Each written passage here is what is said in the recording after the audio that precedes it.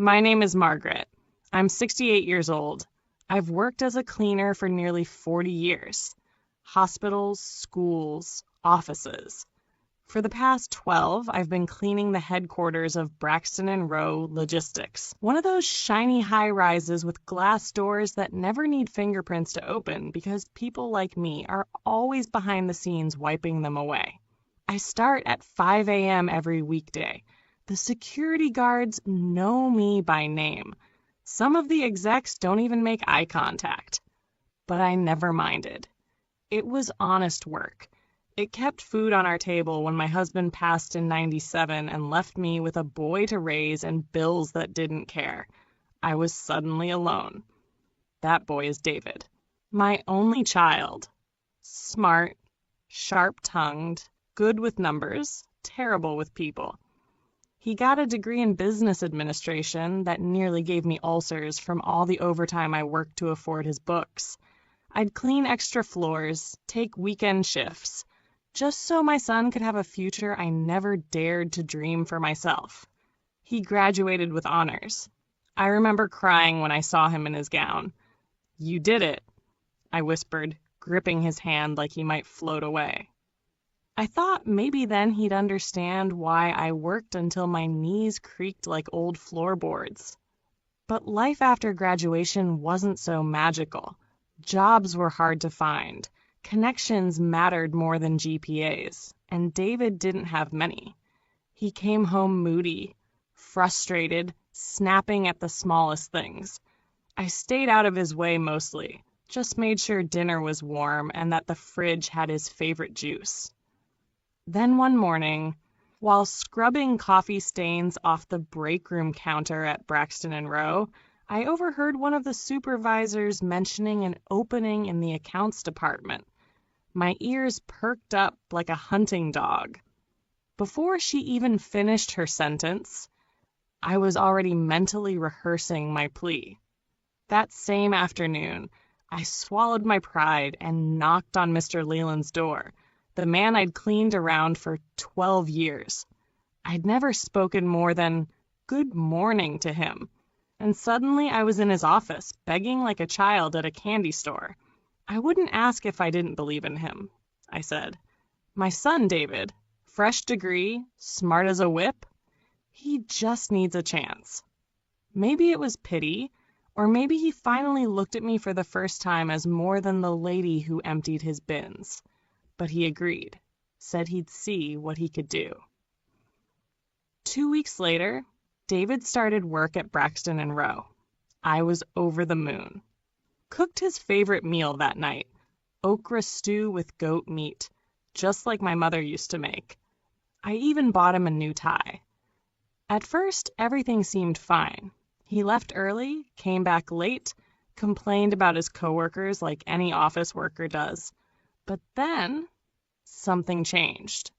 One Thursday, they had some kind of staff brunch. I usually finished my duties by then, but I stayed a little longer that day, chatting with the other cleaning ladies in the hallway. That's when I saw it. David, standing beside Mr. Leland and a few executives, laughing, confident, and then, I swear, he looked right past me like he didn't know me. I waved. He looked away. Later that evening, as he slumped onto the couch scrolling through his phone, I brought it up gently. "David, I saw you today, at the brunch." He didn't even glance up. "Oh, yeah?" I waved. He paused. "Ah, sorry, I didn't see." A small thing, but the way he said it dismissive, like I was a nuisance, like I'd embarrassed him. A few days later, the real blow came. He told me not to come near the office during his lunch hour. Said he didn't want his coworkers seeing me in my uniform. "But I've worked there longer than you've been out of school," I said, trying to laugh it off. His face didn't change. "Just do me a favor, Mum. Don't say you're my mother if anyone asks. Just say you're, like, a housekeeper or something." I felt it in my bones. Like a cold wind blew through me. Like something cracked that couldn't be glued back. I nodded. I didn't say anything. Just walked into the kitchen and wiped the counter until my knuckles hurt. And here's the part that'll make you shake your head. I didn't confront him. Not then.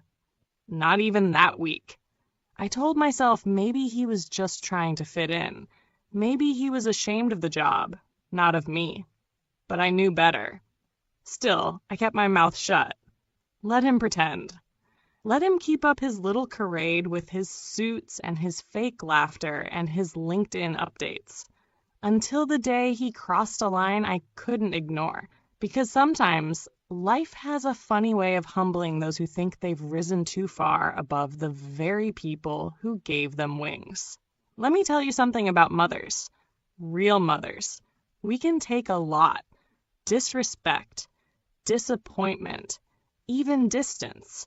But the one thing we can't stomach is when our child forgets where they came from.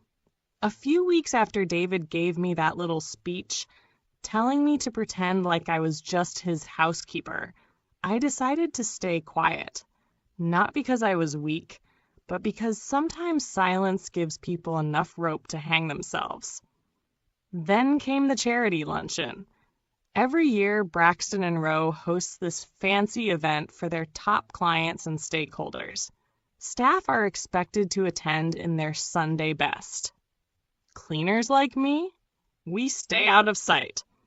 But we still set up the tables, polish the silver, make sure the restrooms are spotless. Always behind the scenes, like the stage crew in a play where the actors pretend the world revolves around them. That morning, I showed up early in my uniform, like I always do. Cleaned every bathroom till it gleamed like the sun.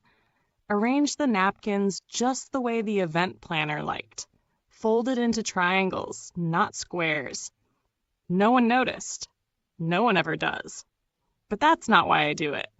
Around 11 a.m., David walked in, wearing a tailored suit, shoes that clicked across the marble like he owned the place. And when he saw me, he flinched. Actually flinched, like I was a fly buzzing around his soup. "Hey, Mum," he whispered, pulling me aside near the maintenance closet. "Please, can you just keep a low profile today?" I smiled tightly. "You mean stay out of sight?" He shifted. "It's not like that. The regional director is here. He's the one who signs off on promotions. I don't want him getting the wrong idea." "What idea would that be?" I asked, even though I knew. That I'm from nothing. That word hit me like a slap. Nothing. I looked at my hands, still red from the bleach I'd used an hour ago to scrub someone else's mess.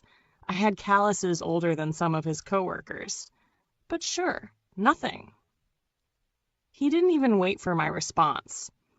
Just walked off, checking his reflection in the window glass as he went. Now I could have gone home, pretended I didn't hear it, but I didn't raise him to be ashamed of me, and I sure as rain wasn't about to start hiding now. So I stayed, did my job, laid out appetizers, picked up used napkins. Then, just before the guests arrived, I changed, brought a floral blouse and slacks from my tote bag, the same ones I wore to church, brushed my hair, put on some lipstick that had been sitting in my purse since Christmas, and I waited. David was standing with a group of people near the podium, laughing like he'd just told the world's funniest joke. I approached slowly, not to interrupt, just to do what I'd done 1,000 times, clear empty cups from the high-top tables. I reached for one and he spotted me. His eyes widened. He stepped in front of me like I was about to rob the place. "Oh, everyone, this is Margaret. She helps with the house. Housekeeping, right, Margaret?" Silence. Every face turned toward me, and in that moment I realized something. I could have played along, let him save face, let him pretend a little longer, but I didn't raise a liar, so I smiled at the group. I'm David's mother. I've worked at Braxton and Rowe for 12 years, cleaned the building from top to bottom, and I got him this job. Dead silence. David's face went pale. like the blood just packed its bags and left his body. One of the executives, a tall woman with sharp cheekbones, tilted her head. "Wait, you're the cleaner? The one who asked Leland about the opening?" I nodded. "Yes, ma'am. I was the one who put in the word for David. He's smart, deserved a chance." She turned to David. "You never mentioned that." He gave some weak smile and shrugged. "Didn't think it mattered." But it did, because after that the tone shifted. David tried to act normal the rest of the event, but I could tell he was spiraling, watching everyone carefully, trying to read if they were judging him. Spoiler alert, they were, and not because of me, but because of how he handled it. By the time I got home that night, he was already in his room, door shut. No apology, not even a glance. 2 days later, things took a turn. Apparently, David had gotten a bit too comfortable at work. Word had it he was condescending to junior staff, talking over managers in meetings, and recently got into a heated argument with the head of his department.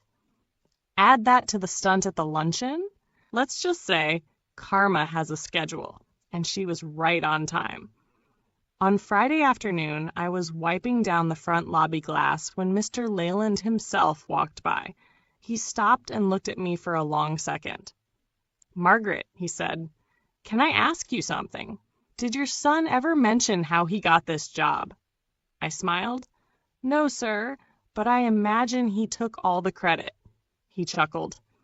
"Not anymore. That night, David came home with a look I hadn't seen since he was a boy caught stealing biscuits. 'They're letting me go,' he said quietly. 'Probationary period. Said I wasn't a good fit.' I didn't say anything. He sat down slowly. 'Mom, can you call Mr. Leland? Just talk to him. Tell him it was a misunderstanding? Please?' Now, I won't lie to you. I wanted to laugh or yell, or remind him of the day he told me to pretend like I was hired help. But instead, I just looked at him and said, 'I'll think about it.' Because now he remembered who I was. You know, when you've been around as long as I have, 68 years and counting, you learn that life has a rhythm.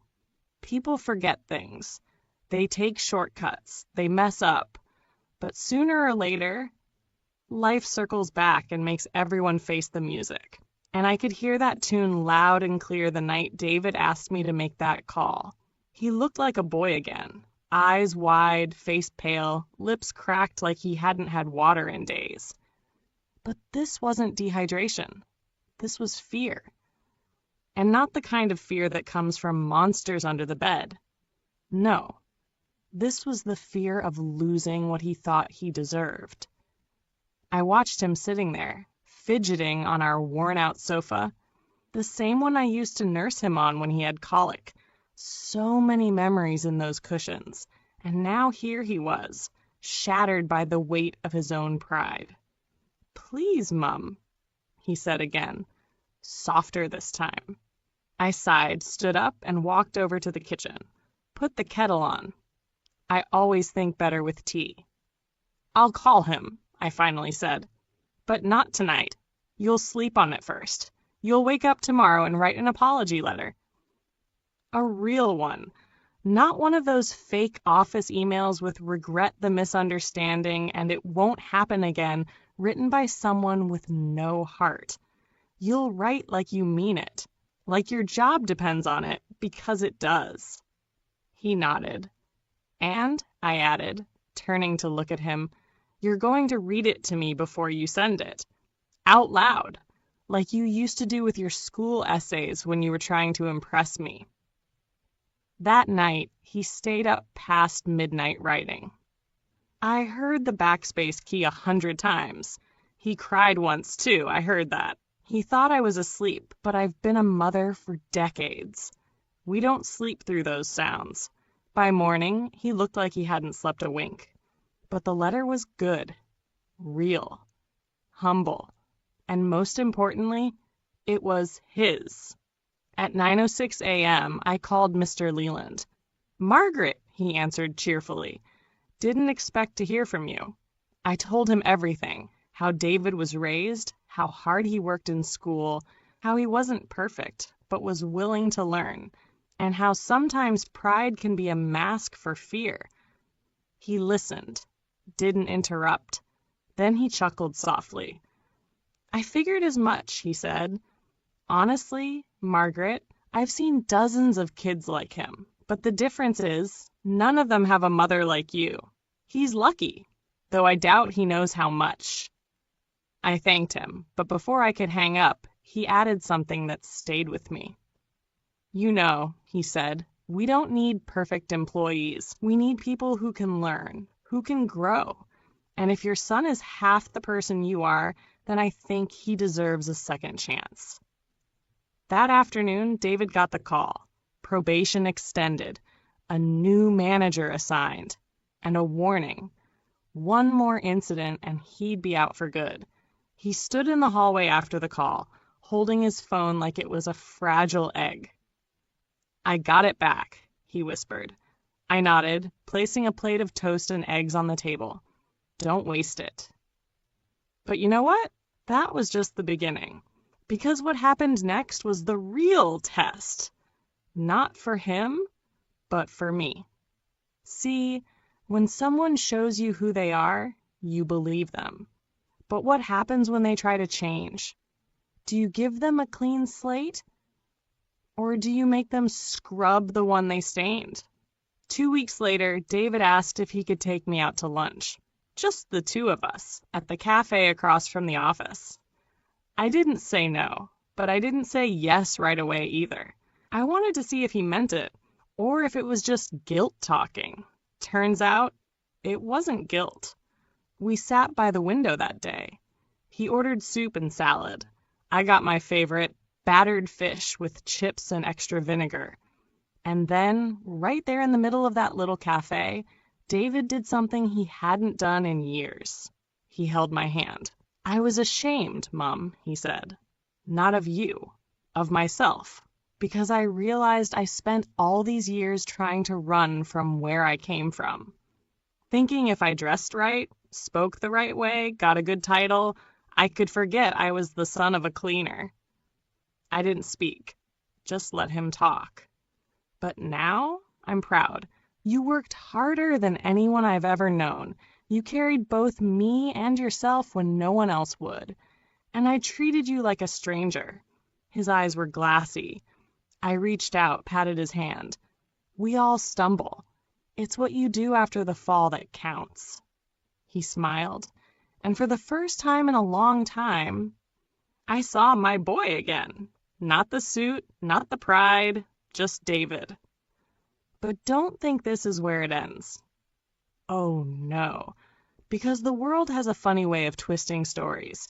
And not even a month after that lunch, something happened at Braxton and Rowe that neither of us saw coming. Something that would test everything David had just rebuilt. And this time, it wasn't about me. There's a saying my grandmother used to tell me, the same water you boil an egg with can soften a potato. It's not the water, it's what you're made of. And let me tell you something. Life boiled our little pot again, and this time, we'd find out what David was really made of. It all started with a whisper in the staff room. You know how cleaners are. We see everything. We hear things no one realizes we're hearing. Some of the fanciest people treat us like wallpaper. Invisible. But I've always said, invisible people often carry the sharpest eyes. That morning, I was wiping down the countertops on the executive floor when I heard them. 2 junior analysts whispering over lukewarm coffee like they were trading national secrets. You hear about the client list leak? One said. Yeah, Leland's furious. IT traced it to someone in strategy. Strategy. That was David's department. Now, I'm not the type to panic, but my heart did this little flutter in my chest.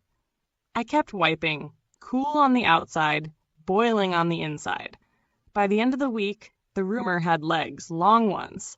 Apparently, someone had exported confidential client data to a private email address. The company lost 2 big contracts overnight. The higher-ups were sharpening knives. People were being questioned, and I watched my son walk into work every day, looking like a man on the edge of a cliff. Then it happened. Monday morning, 7:58 a.m. I'm sweeping the entryway when I hear Mr. Leland himself call David into the boardroom. Just his name, loud, firm, final. David didn't even look at me. He just walked in with his chin up and shoulders squared like he already knew. I finished my shift like always. Took the 4:15 bus home. Made dinner, curried cabbage and dumplings. He didn't show. Then at 9:12 p.m. my phone rang. It was him. Mum. His voice cracked like an old record. They think it was me. Now let me stop here and say, my son is not perfect. He's made stupid choices. He's lied to me before, skipped classes back in 6th form, and spent rent money on sneakers once when he was 23. But this? Leaking confidential files? No. Not my son. So I asked him, straight and calm, David, did you do it? He didn't hesitate. No, I swear on everything, Mum. I didn't. And just like that, the mama lion in me woke up.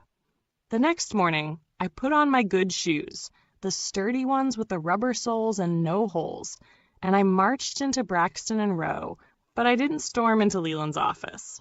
Oh no, I went to see someone far more valuable, Miriam. Miriam is head of IT security. She's about my age, kind eyes, never condescending, and she likes my banana bread. She was surprised to see me. Margaret? Everything all right? I just need to ask you a question quietly, I said. Can you double-check who really sent that client list? My son swears it wasn't him. She raised an eyebrow. You know I can't give out internal... I'm not asking you to tell me names. Just double-check. If you find something different, then do what you need to do. Maybe it was the desperation in my voice, or the fact that she knew me as more than just a cleaner. Either way, she promised to look, and look she did. That Friday, while I was mopping the back hallway, she came up to me. Didn't say much, just slipped me a folded note and walked off. I waited until my break, sat behind the loading dock, and opened it. IP address doesn't match David's work machine. He's clean, sent logs to HR. You didn't hear this from me. My hands trembled so hard I dropped the note. Relief flooded me, but right behind it came fire. Because if it wasn't David, then someone set him up. 2 days later, the real culprit was exposed. A young hotshot named Curtis, all charm and arrogance, had been emailing leads to a rival firm where his cousin worked. Slick little backdoor deals in exchange for a better job. And he almost let my son take the fall for it. He was fired on the spot. But what happened next? Now that's the part that caught me off guard. Mr. Leland called me into his office. Not David. Me. I walked in with my gloves still tucked in my waistband, sweat still on my brow. Margaret, he said, standing, please sit down. That was the first time in 22 years at Braxton Row someone offered me a chair in a corner office. I owe you an apology, he said. No, you don't, I replied. You just did your job, he smiled, and you did yours. But more than that, you protected your son and this company. That's not nothing. Then he leaned forward. We're restructuring the operations department. I want someone with eyes on the ground. Someone who knows people, not just their resumes. Someone I trust. I blinked. Are you offering me a promotion? Not just that, he said. I want you to be our new staff liaison manager. Title, salary, office key, the whole package.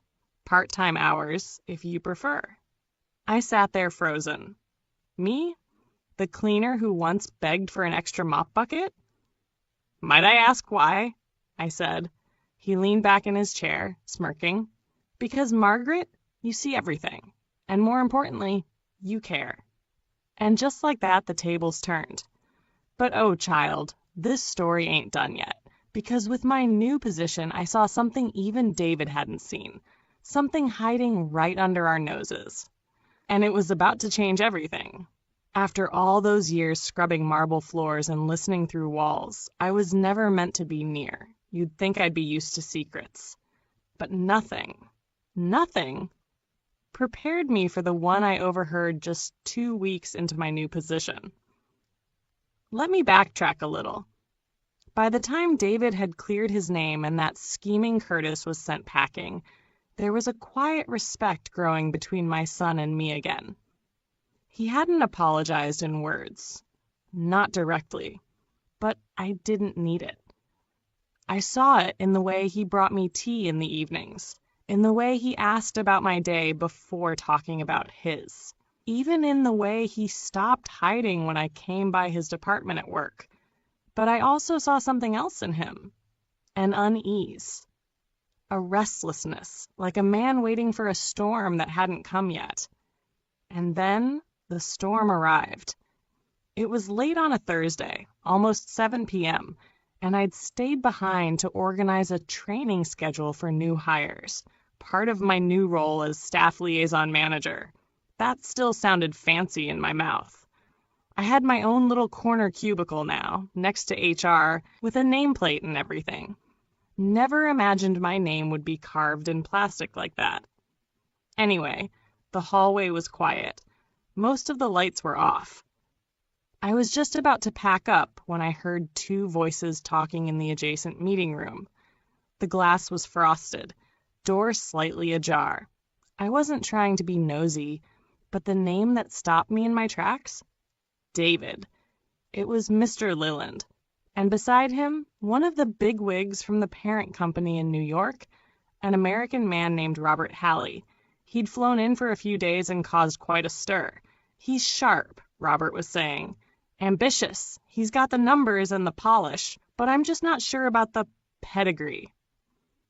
Leland sighed. You mean the background? No, I mean the baggage. His mother works here, doesn't she? A cleaner, if I'm not mistaken. Silence, thick enough to chew.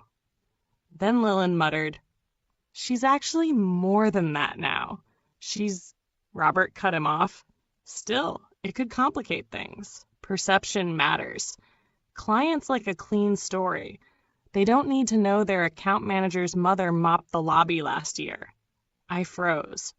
Not because I was surprised, but because I wasn't. That's the part that broke me. Somewhere deep down, I already knew that the world saw me as less than. I'd just forgotten, or maybe hoped David had too.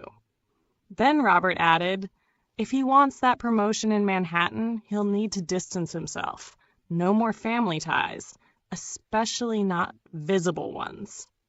I felt the cold of the tile through my shoes, like all the warmth had drained from my bones. The next day, David called in sick. He didn't mention anything, just stayed in his flat all day, curtains drawn, avoiding me. But I already knew what had happened. He'd been offered the job, the promotion, the transfer, the big leap to New York, the golden ticket. And the price? Me. I waited 3 days before saying anything. 3 whole days of polite conversation and dodged eye contact.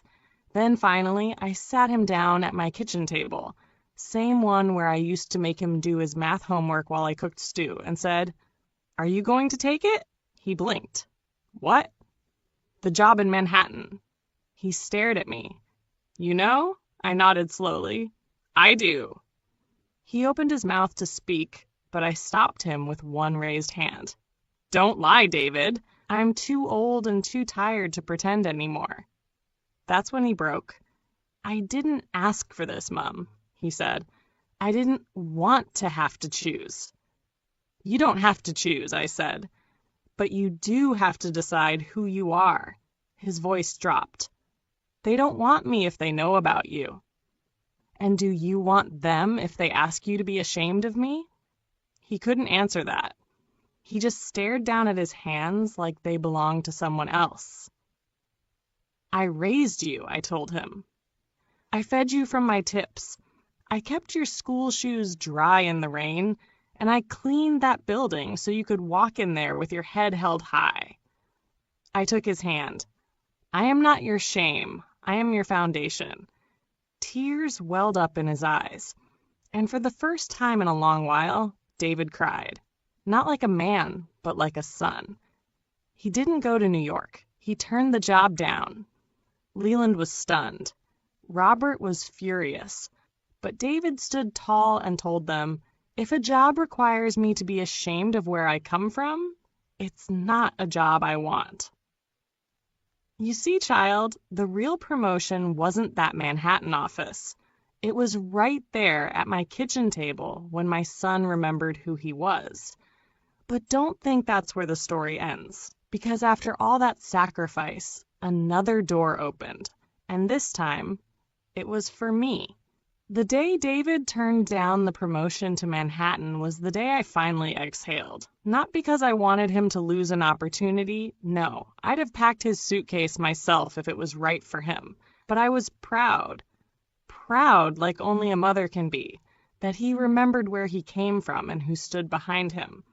Still, something shifted that week, like life was adjusting its course, quietly, deliberately. It started with a call. It was a rainy Wednesday morning. I was sipping my tea in the staff lounge, trying to stretch 5 minutes of peace before my next meeting with HR, when my mobile buzzed. I almost ignored it. I don't like taking personal calls during work, but the number on the screen had too many zeros to ignore. Private international caller. I picked up with a cautious, hello? A deep, cheerful voice answered, Mrs. Adu, this is Grace from the Zurich office. Zurich, Switzerland. I blinked. Switzerland? She chuckled warmly. Yes, ma'am. You were recommended to us by Mr. Leyland. I sat straighter. Recommended for what exactly? An open consulting position with our diversity and inclusion program. We're seeking someone who can offer grounded insight on socioeconomic barriers in corporate environments, specifically from the perspective of long-term internal staff. I nearly dropped my cup. She continued, your work, your transition from janitorial to internal liaison, your background, all of it speaks volumes about resilience and systemic understanding. Mr. Roth, Leland spoke very highly of your initiative and integrity. We'd like to fly you out for an initial discussion. Expenses covered, of course. I sat in silence, stunned. When I finally managed to speak, I asked one question. Is this about David? She paused. Actually, it's not. This is about you. Let me tell you, at 68, you stop expecting life to throw you anything but hip pain and bills. I never dreamed I'd need a passport again. But there I was, a month later, standing in Zurich, the air crisp, and the mountains like watercolor in the distance. I shared my experience in front of a panel of executives, talked about invisible workers, cultural silence, dignity in labor, and the pain of having your own child ashamed of your apron. I didn't sugarcoat it. I didn't dramatize it either. They listened. 2 weeks after that, I was offered a hybrid role, global consultant for workplace inclusion, based primarily in London, but traveling quarterly. It came with a beautiful office, a full benefits package, and, of all things, an assistant. I cried when I saw my new nameplate. Mrs. Esther Adu, Senior Inclusion Advisor. It was the first time my name had ever been typed in bold and hung on a door. When I told David, he stared at me like he was 6 again and I just pulled a coin from behind his ear. Mum, he whispered, stunned.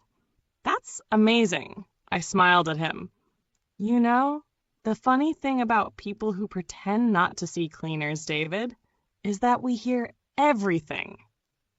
He laughed through his nose, sheepishly, and hugged me. I'm sorry, Mum, for all of it. I patted his back.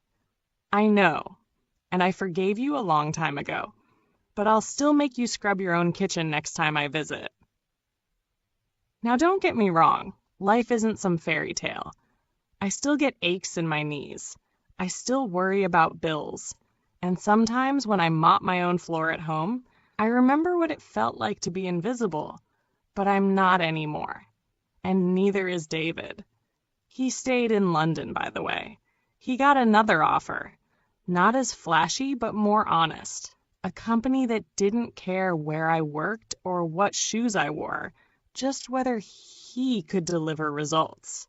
He's thriving, we're healing, and every time I walk into my new office, I think about that day, when he asked me to pretend to be his housekeeper, and I smile, because I was his housekeeper, his caretaker, his mother.